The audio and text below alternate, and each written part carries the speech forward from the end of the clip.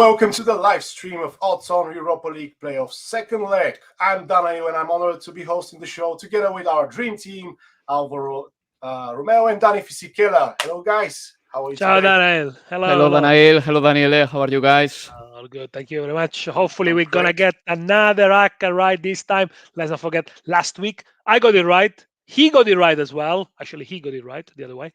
So, yeah, there you go. For me, it's this way. Who is the GOAT? Both of you are the GOATs because you nailed another account in the first leg.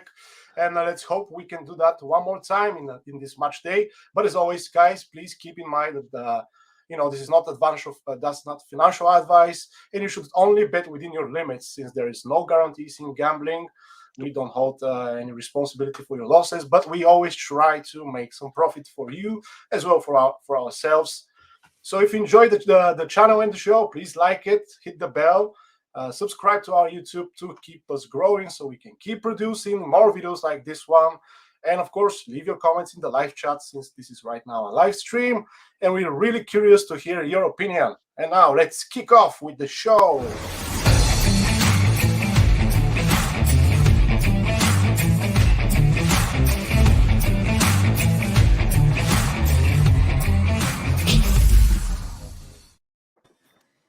Okay, so Eduardo is taking a holiday this time, and I'll be hosting this show, as already you noticed.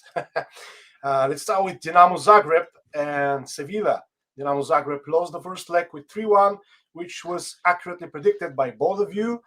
And now I think it will be a little bit difficult for the team when they go back to Maksimir Stadium, when they have 7 back-to-back victories and a goalless draw in the last domestic fixture against Lokomotiva. Sevilla, meanwhile, also couldn't defeat Espanyol domestically at the weekend and managed a 1-1 draw on Sunday evening, while still the favorite here. The odds for the Spanish side are now considerably higher than in the first leg. Can we trust one more win for Sevilla, or perhaps too risky now? What do you say, Alvaro? I haven't gone for the full-time result market. I think that the revenue that we can get there is all right, but at the same time, I don't have 100% certainties with Sevilla. Yes, I think that they are going to qualify, but no, I don't know in which fashion they are going to do it. Are they going to draw? Are they going to lose by a very, very small margin? Well, that is something that I don't know about. I really think that Sevilla are going to qualify. That doesn't pay a lot, but I'm going to focus in some other markets. Why? Because I think that Dinamo Zagreb was very good against Sevilla. Bono, Sevilla goalkeeper, had to do a couple of miraculous saves as well. And, I think that Dinamo has a really good striker like Mislav Orsic. He scored a lovely one and he was about to score another beautiful goal. And the manager, Zeljko Kopic, he admitted that the impression that they made with their play was better than the final score. So he was saying that they played better than the final scoreline says. So I am fully on board with that. I think that Dinamo Zagreb still have a danger inside them, and I know that Sevilla, they love this competition. They have won it 4 of the last 6 times they have played in the Europa League. That is a tremendous stat. This is a team that they know what they are doing in the Europa League. It's like the competition that suits them so well. But yeah, I wouldn't go for the full-time result here because I think that Dinamo Zagreb can be very, very, very dangerous. In fact, Spurs 11 months ago, Tottenham lost 3-0 in this ground. I don't think that this is going to happen again. I think Sevilla is much better than Tottenham last season. But anyway, you should know that. I mean, Dinamo Zagreb can be very dangerous. So I'm going to go for Sevilla Asian Handicap 0 in the first half. That pays 159, meaning that, in the first half, if they win, you win. And if they draw, you get a stake refund. Why not? But I love the both teams to score here. I know that Sevilla, they have been really good defensively away from home in the league. But then in the Champions League or in the Europa League, it can be a very difficult story. Going to the Stadium Maksimir is not going to be a bed of roses for Sevilla, not at all. So both teams to score 184. I like this one because as soon as one of them scores, the other one has to score, right? Or as soon as Dinamo Zagreb scores, probably Sevilla will try to get one and, just to make sure that they are in the next round. And as soon as Sevilla scores a goal, well, Dinamo Zagreb has to go at it 100%. So yeah, both teams to score 184. The fact that the away goal rule doesn't exist anymore. Give Sevilla a good lead, but if there was still the away goal rules, we would have said careful Sevilla, because this could be tricky, because Alvaro mentioned Tottenham 11 months ago, and Dinamo Zagreb have won 4 of the last 5 knockout games at home in the Europa League.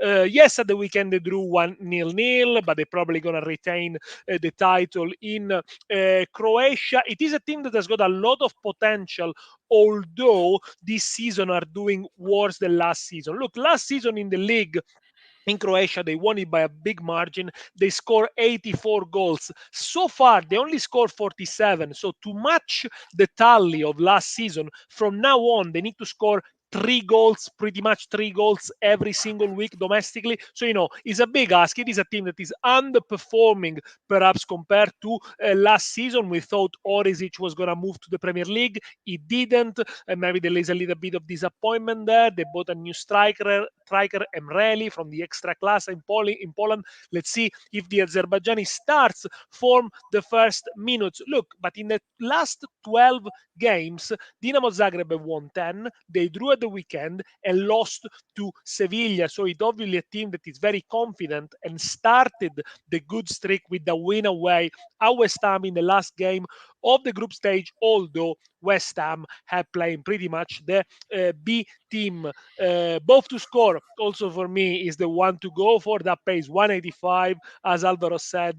Yes, I can see both teams have good enough firepower to hit the net in this one. Yeah, it makes sense to me as well. And moving to Lazio Porto, the first leg between these teams was very exciting, and Porto managed to take advantage with a 2-1 lead at the Estadio do Dragão. As you can expect now, Lazio is the favorite according to the bookies, mainly because of their strong form at Stadio Olimpico, where they haven't conceded a goal in 3 consecutive games. Lazio had a tough game against Udinese on Sunday, which ended 1-1. It was an important point for the Scudetto title, but not title, but in general.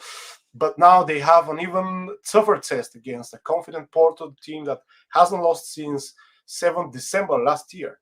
That was actually in the Champions League against Atletico Madrid. And since then, they have mustered 12 wins and 1 draw. It's tough for Lazio, and also there is a big question mark whether Immobile is going to be fit. He has missed the game in Portugal. He has missed the game at Udine because of a flu. He might go back, but it changes so much having Immobile already scored 19 goals in Serie A or not having him, for his ability to stretch out defenses, to play the ball over the top. And playing against an aging centre back like Pepe could give Immobile a little bit of an advantage. I think the problem with Lazio is that if the game it's technical, is a ball on the ground, quick passes, quick exchanges, Lazio is a very good team and can also against top teams. But as soon as the game becomes a little bit more physical, a little bit more nasty, then that's where Lazio crumbles. And we know that Porto is a very scary team. Look at the faces of the Portuguese player. Look at the tackles they make. Look at how they almost eat your ankles. Does Lazio have any of those scary players, if you like? I'm not sure. But, Lazio, it is a team that I think is... Lucas Leiva. Lucas Leiva, okay, but Only Lucas one. Leiva...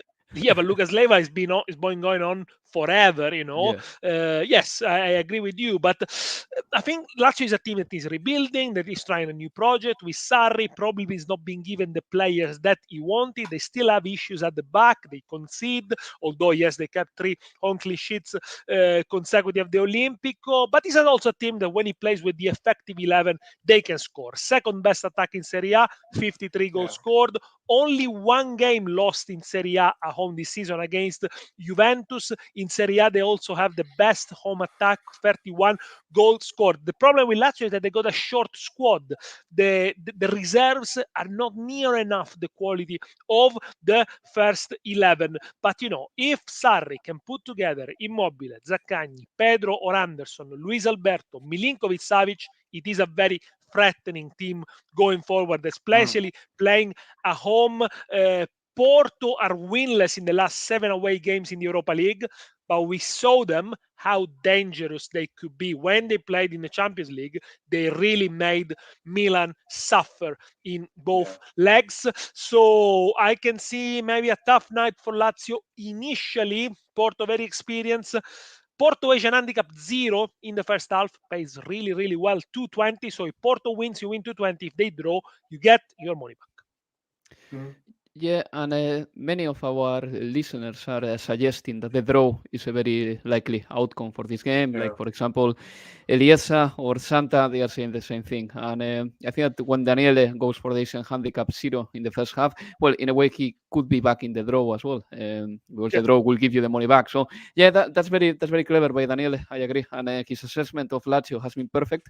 I think Lazio has a very good team. If you look at the individuals alone, I mean, how many of Lazio stars will start for Porto? Probably all of them. I mean, Alberto, definitely. Milinkovic-Savic, I mean, when he's in form, he's fantastic. Ciro Immobile, the best striker of Italian football right now. But then Porto as a team, they have become a very solid, robust unit, and they have a lot of voltage in them. Pep, for example, is one of those players that, by the way, he will be rested for the game because he's serving a game ban in Portugal. So fortunately for Porto, Pepe, who is 38, 39 years old already, he will be feeling good. He will be feeling fit for this game. But yeah, I want to stress again how competitive Porto can be. And also they are capable of bringing out of nowhere players that personally they were out of my radar. Believe me, I follow a lot of football, but I didn't know about this guy, Tony Martinez, who scored the brace for Porto in the win against Lazio the other day. He scored his first goals in European football the other day as well. I think that apart from Tony Martinez, the Spanish striker, who I still don't have a verdict about, well, Porto has Taremi. This season he is their biggest threat, definitely. And now that Luis Diaz is gone, he's going to be the focal point in attack. Then the goalkeeper Diogo Costa is making the headlines in Portugal. He's very young. He's a good goalkeeper, and he's getting a lot of praise lately. I think that this game is complicated because, yes, Lazio is the third best scoring team in Serie A, or Daniel is the second. Yeah. Anyway, they score a lot of goals, obviously. And Ciro Immobile, let's see if he's fully fit for this game. It looks like if he plays, he's gonna be 90 or 80%. But then Porto is also capable of competing in every possible scenario. They have beaten Italian clubs in the last 3 European seasons. They beat Roma in 2019. They beat Juve in 2020 or 2021. So, for this game, I like the both teams to score. That pays 178. There is a little bit of a crazy value in both teams to score in the second half, something that I don't find unlikely. That pays 340, but you can hold the fire and stay with both teams to score.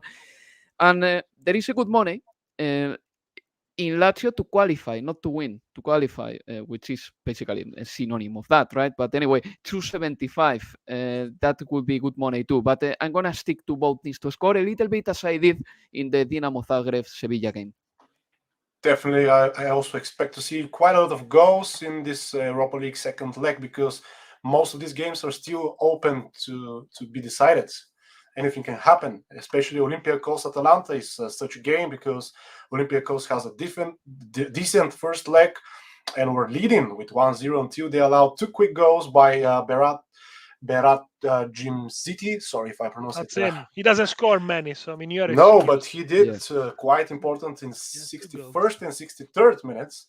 Yep. And of course, that was Atalanta was the better team throughout the entire game. But as we know, in this game of football, not always the best team wins.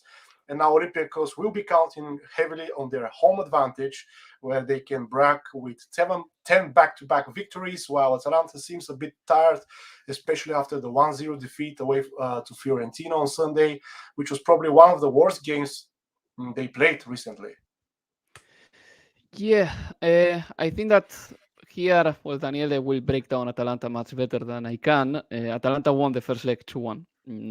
And they got many players in the sidelines, right, Daniele? This is a problem for Gasperini. I think that this you can carry on from here, but I think that the main problem for Atalanta is that ahead of this game, because Olympiacos don't have so many players in the sidelines, and at this stage of the season, Olympiacos doesn't have the pressure domestically in Athens to win the Europa League. That is out of the question. They know that they cannot do it, or they know that they will find it very difficult because this club has never gotten European silverware, and they are comfortable in the league. They know that they are going to win domestically this season, and they negotiated so well the season. I mean, they went to PAOK ground in Tumba and they didn't lose there. They played against Panathinaikos, a local derby. They didn't lose there either, and then they are commanding the table with such an ease. And now I think they will play with no pressure whatsoever, in the same way that 2 years ago they played against Arsenal at the Emirates and they beat them as well. I think for Olympiacos, whatever comes now is a reward. Whatever comes now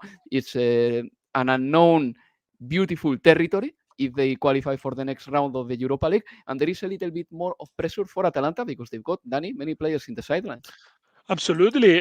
They do have loads in the sidelines. They are without Muriel, injured until March. They're without Zapata. His season is over. They're without Miranchuk. And they had to negotiate injuries a lot during this season. Slow start of the season, as we know. But normally, Atalanta from January, March, February, they kick on and they rack up the points. But it is a difficult, precarious situation. So there's a lot of nervousness in the Atalanta camp. They defeat a Firenze, got a goal disallowed, Gasperini sent off. Previous week, 1-1 against Juventus, huge polemics for a penalty that was not awarded to Atalanta again. So there's a lot of nervousness there for Atalanta, maybe because this season they were tipped almost to challenge for the title and they didn't manage, so there is a little bit of disappointment. But a couple of good news for Atalanta. The first one is that they've been bought by an American investor. So Atalanta is trying to become more of a global team, a global brand, if you like, deservedly. Okay. But, the American investor doesn't go on the pitch and scores at the Kariskakis, that's for sure. The second news is that they have a good Europa League record. They only lost 1 of the 9 games in this European competition, so they take it very seriously. Yes, they got issues at the back. Often they leave the door open. Often they concede. We saw them time and time again at home. But, away, they are the 3rd best away defense in Serie A. So perhaps they are more suited to play away, to break team at the counter. Let's see who plays up front, because I'm really curious to see whether it's going to be Boga deployed as a false 9 with Malinowski, Pasalic next to him. It is true that if Atalanta needs to recover a deficit here, they might not have the firepower to do that. So they might perhaps choose a more cautious approach. I think they're going to qualify in the end. But in terms of betting, if you go on the Asian handicap markets, plus 0.5 for Olympiacos gives you 182. So a draw at the Karaiskakis wins you the money. A win for the Greek side, and obviously going to extra time or maybe being qualified, wins you the money. A win for Atalanta and you lose. Okay. Sorry, guys. I have to say my odds very quickly. That is why I'm gonna go for example, a double chance for Olympiacos. That doesn't mean that they will qualify necessarily, but that pays 183. And there is another one, a crazy one. If you got some spare money, if you check your pocket and you say, "Oh yeah, there is some metal here. There is a coin here," It's a great feeling when you do it's a beautiful feeling. The washing machine is saying, "You got money here." No, and when that metal happens to be paper. Yes. That the feeling is beautiful. It happens to me, especially when I move houses and all that. The double, I was gonna say, Olympiacos to qualify. That pays 5. But anyway, for this game, apart from the double chance that I'm backing Olympiacos at least to get a draw, I could go again for both teams to score. I think that in the Europa League we are seeing a lot of goals lately, as of late. So both teams to score 171. Okay, I agree with you because these tournaments they're famous for big surprises, big upsets. So why not? If you have, like you said, some spare change, I mean, give it a try. What to say? Alvaro always holidays in Greece. I mean, I just leave it there. Yeah. Just leave it there. Okay. It's not it's another matter. a hidden advert here. No. By the way, next show I'll do it in Greek. By the way, for our audience, guys, if you haven't seen the Champions League show yet, you can go to the YouTube channel and watch it because these two have dropped a lot of knowledge there and a lot of good value. So moving on forward with Real Sociedad and Leipzig, a thrilling first leg show by both sides, which ended 2-2. and now everything is possible. It's an open story to be written, and even the bookies can make up their minds as to who is the favorite, because perhaps their domestic performance can give us more context, especially Real Sociedad, who lost heavily 4-0 to Atletico Bilbao at home, while Leipzig trashed Hertha with 1-6 in Bundesliga. To be honest with you, I think my money goes here on the goals market. I'm not giving any. Yeah, I mean, I don't blame you. I don't blame you for going to goals market. It doesn't pay too much, probably the both to score or the over 2.5. But Leipzig, a team completely transformed by Tedesco since they sacked Jesse March. 19 points out of 27 in the Bundesliga. Of course, one at the weekend. Decent record also defensively, 4 clean sheets in the last 9. But if they concede, they score many, as we saw. The last 6 games, they scored 18. And, going back, but they always been scoring a lot this season in Europe, has to be said. Even if we go back before they sacked Jesse March, they scored 5 at Bruges, 5-0. That was a fantastic win. They scored 2 at PSG, being done by a late goal by, obviously, Mbappe. They scored 3 at Manchester City, early in the season when, Manchester City looked at their best and their freshness. So it is a team that's got a lot of threat. What happened with Tedesco? He reorganized them. He made them play a more of a pressing game, but at the same time, they take care of the ball much, much better. With Jesse March, they didn't really have control of the ball much. They were averaging 500 passes, 400 passes per game. I know these stats might count for nothing, but when your team,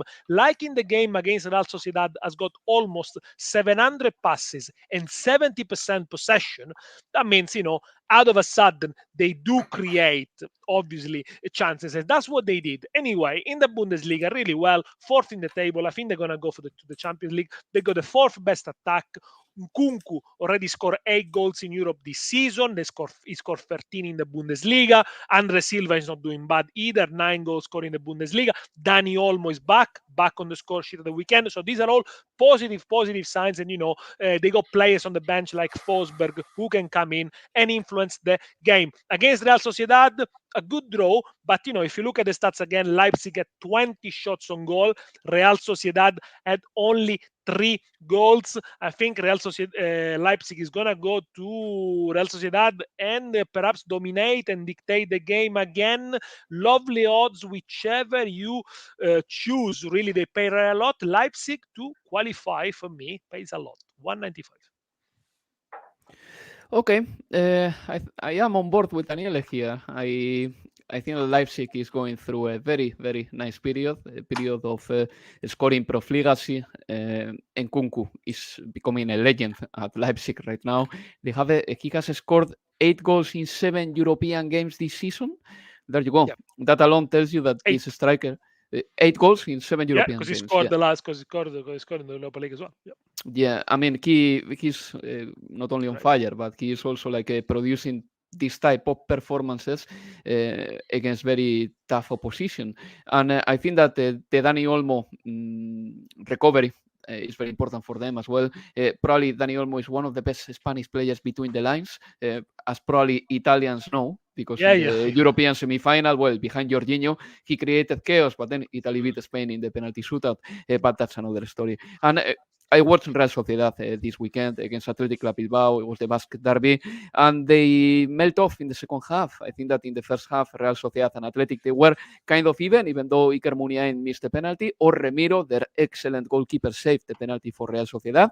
But then in the second half, they conceded 4 goals in about 25 minutes. They melt off completely. And this is something that Real Sociedad last season didn't do. I think that this season Real Sociedad is not defending as well. They are definitely having problems to score goals, and everyone is below par at Real Sociedad, every single player, apart from the goalkeeper, Remiro, and maybe Oyarzabal, who is back now after a tough injury, and he is recovering his best form.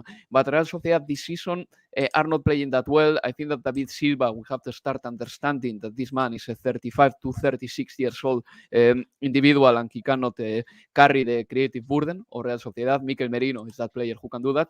But anyway, I think Real Sociedad has a fine team. They got a very good squad considering the tightness and the struggles of Spanish clubs financially. Real Sociedad has the money, has a very good squad, but this season the manager Imanol Alguacil, he's not getting the best of it. And I don't know if this is maybe a little bit the end of Imanol's project at Real Sociedad. For this game, I'm gonna go for the following. I think that the over 2.5 goals is something totally feasible here. That pays 183, considering that Leipzig is scoring so many. I like the Asian handicap 0 for Leipzig, and I like Leipzig to qualify alone. That pays 195. The Asian handicap 0 for Leipzig pays 196, so it's pretty much equidistant, equivalent. Leipzig to qualify 195. I'm going for that one. Okay, and Derek also agrees with you on both teams to score, while Zanta is saying the hard game to predict. Elise is going for Leipzig to win.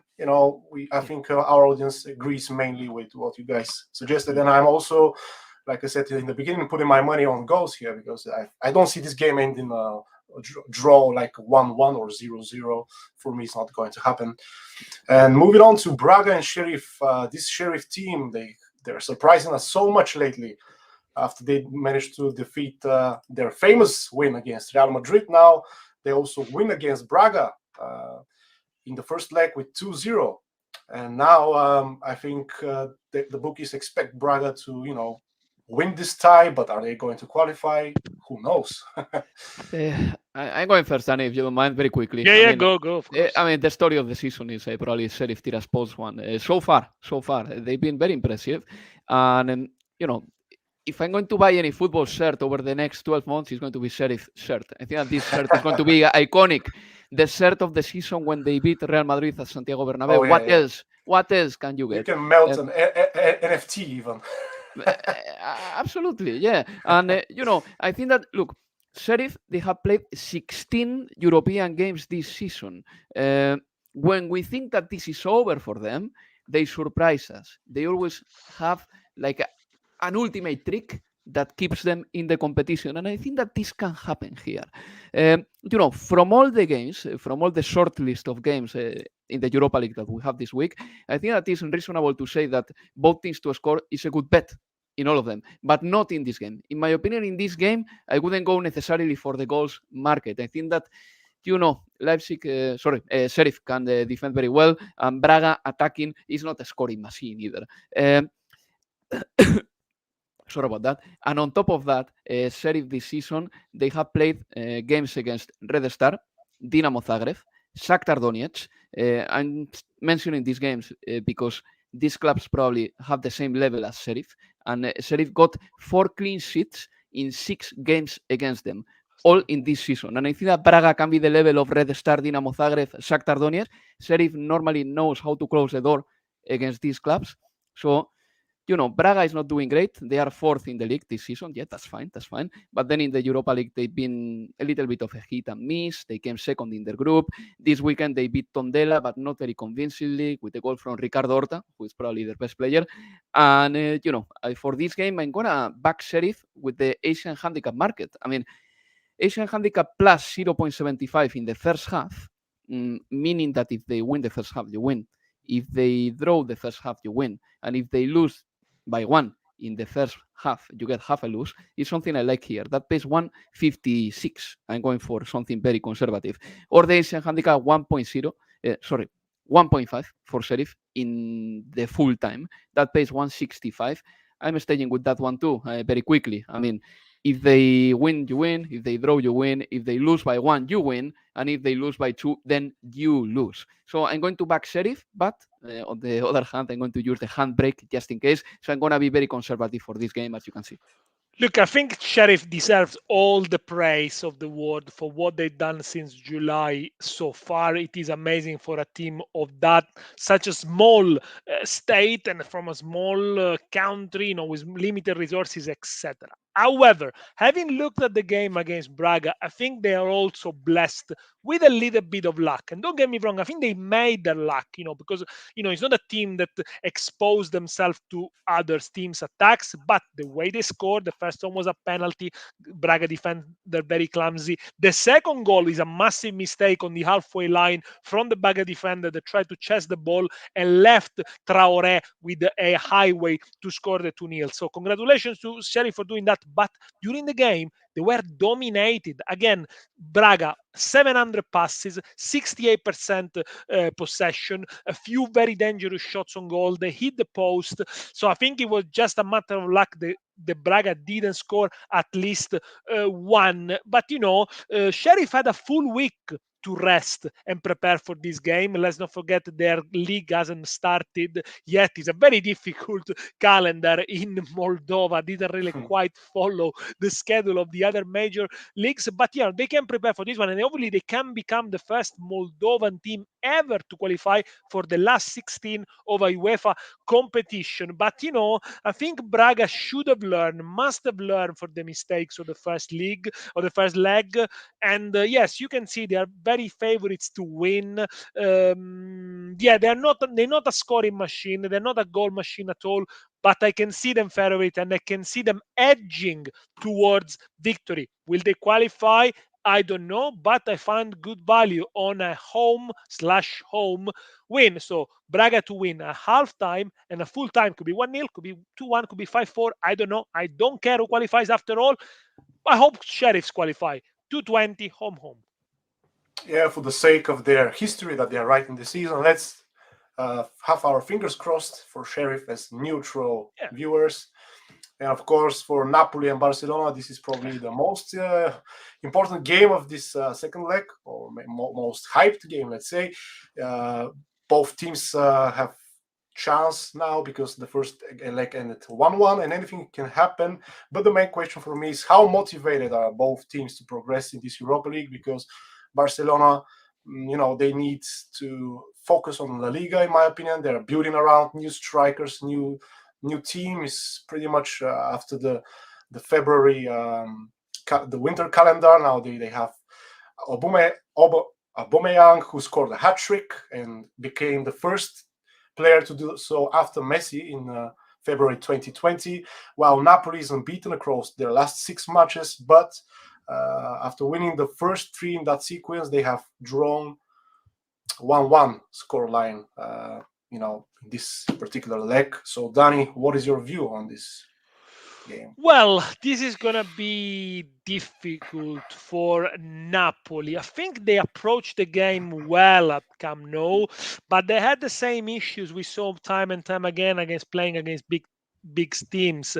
They cannot kill the game. They start well, they don't take the chances, and they end up on the defensive side for a long spell. In the second half, Napoli basically left Osimhen alone against the entire Barca defense, just throwing the ball to him, deal with it. And obviously the ball kept coming back to the Napoli midfield. I think Barcelona could have won it, should have won it if Ferran Torres took the chances. Only Ferran Torres had 9 shots against Napoli. Barcelona had 21. 1-1 is not really a true reflection of the game, although I think the penalty is extremely generous for Barcelona, but with VAR, they give it to you.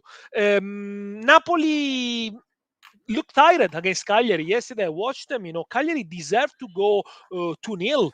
They had many chances. Spalletti did some rotations. He played with Mario Rui in midfield. Then he lost Malqui for an injury. He's without Insigne. And this is the story of the season so far for Napoli. Lot of injuries. They had up to 19 muscular injuries this season. Maybe it's a question they need to ask about their physical preparation. But they struggle to have the big team mentality. This is something they also suffered with Gattuso in previous season. These players need to have a little bit more belief they can match top teams. But at home so far they've been good, apart from in December when they lost a couple of games. But again, they were without many players. Best home defense of Serie A, only 9 conceded. Will they focus on winning the league? They have a chance to leapfrog Milan and Inter shortly it's all about Spalletti rotation. This is a team that has not been strengthened much in the summer, so it's about the manager to make sure everyone get a fair amount of games. In Europa League, their home form has been okay. They conceded 3 against Spartak, 2 against Leicester, and also conceded 5 in cup competition against Fiorentina in Coppa Italia. So when the game is like one leg, or there is, it's not a league game, this season they seem to suffer a bit. Maybe European teams that attack a little bit more. I saw Barcelona the weekend look good. It's a high scoring game for me, this one. Over 2.5 goals, 192. Someone suggests both to score. Yeah, you could go down for that as well. But I think over 2.5 goals, good odds. I agree with Danny. I'm staying with over 2.5 goals. I like that one. So, I mean, if Daniele and I back that, we can't be wrong. I mean, two super tipsters like Daniele and I. Finish nil. And I'm going to back something else. Barcelona to qualify. I think that Barcelona was much better than Napoli in the first leg. It's true that Barcelona is far from perfect in the sense that they are incapable of doing 90 good minutes. They got dips in their concentration during the game, and then that costs them a lot. And also, I think there is an element of bad luck in Barcelona. This season, they have had many key injuries. And also, it looks like anytime they concede a chance, the opponent concedes the chance. Scores that goal opportunity. But the reality is that Barcelona is improving. In the 2nd of January, they played the football game with Luc de Jong, Jutgla, and Ilias up front. That was a league game. The other day against Valencia, they played the football game with Ferran Torres, Dembélé, and Aubameyang up front. Ansu Fati is in the sidelines. He'll be back at some point, maybe in April. Adama Traoré is on the bench. And then, suddenly Xavi has more options. I think that the difference between Barcelona in December and January and now is that Barcelona was very clever in the transfer window. They signed all the players they needed because they knew that if they didn't get any firepower up front, they could well not qualify for the Champions League. And then that would have been a disaster from the sporting point of view and from the financial point of view as well. So I think the difference between Barcelona now and Barcelona a month ago is that they can score the goals. The other day, I know that Ferran Torres was misfiring a lot against Napoli, but I think that Barcelona will create many chances at San Paolo again. And Aubameyang being at Barcelona is a blessing for them. Look, I am the first person who's saying that probably Aubameyang wasn't the right fit for Arsenal anymore because he and Arteta had burned the bridge. But Aubameyang is still one of the most, the best, capitalizing scorers you can find in world football. I mean, when he's got a chance, normally he scores it, and this is a blessing for Barcelona. Then Piqué will be back after having rested in the weekend. He will play with Araujo. I think that the centre back duo is very good. And then Pedri is back, and this is the best possible news for Barcelona, even more than having Aubameyang, even more than having Ferran Torres. Pedri is the best midfielder in Spanish football. Definitely. He's only 19 years old, but the other day in the second half against Valencia, he ran the game completely. He plays effortlessly. It's impossible to get the ball off him. And then he's a very good ball recoverer. I mean, he has been so important for Barcelona since his return. So I'm going to back Barcelona here. I think they were better than Napoli the other day. They didn't win because Ferran Torres was misfiring. I think that Barcelona was fantastic against Valencia. But I would like to say the caveat again, even winning 3-0, you have the feeling that Valencia could come back because Barcelona doesn't focus completely in the game for 90 minutes.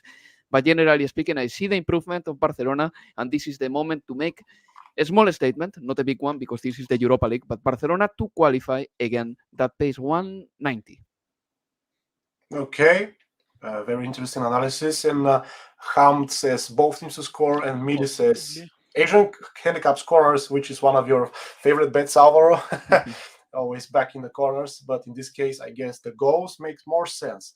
And moving on to Rangers and Borussia Dortmund, where we saw probably the biggest shock, where Rangers battered them 4-2 in Germany. Away goals no longer have this significance, but it's still a huge result, and I'm not sure if Borussia Dortmund will have the desire to put so much effort and try to even the result and go to extra time or even qualify directly from here.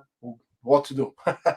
Daniele, in this case, I don't know if you agree with me, but whatever happens with Borussia Dortmund doesn't mean that we can extract and get a conclusion from it. I mean, it doesn't matter whether they have won the last game or they have lost it, if they have won heavily or if they have lost in a very bad fashion. Because the other day against Rangers, they lost 4-2. And Rangers was, I think that they were better than them, especially in the first half. But then they play in the Bundesliga and they beat Mönchengladbach 6-0. I mean, this doesn't make any sense. I think that Borussia Dortmund is one of these teams that is impossible to predict what they are going to do. And that's why they are not going to win the Bundesliga this year.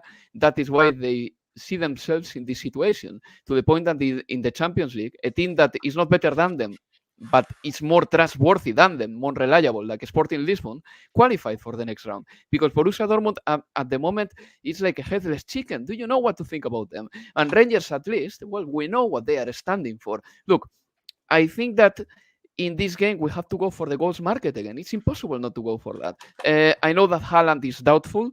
It will be decided whether he features in this game or not as the kickoff time approaches. But it doesn't matter that Haaland doesn't play because Borussia Dortmund are scoring the goals without Haaland.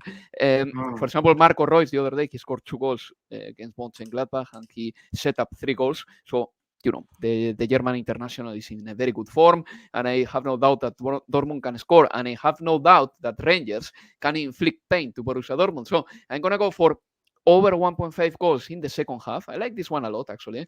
173, it has happened a week ago, and Dortmund to score in both halves. 230, this is slightly more speculative because it will involve Dortmund playing well in the game, or at least doing things right in 90 minutes, and normally they find it very difficult to do it like that. But Dortmund to score in both halves, 230, that's something that could happen here as well.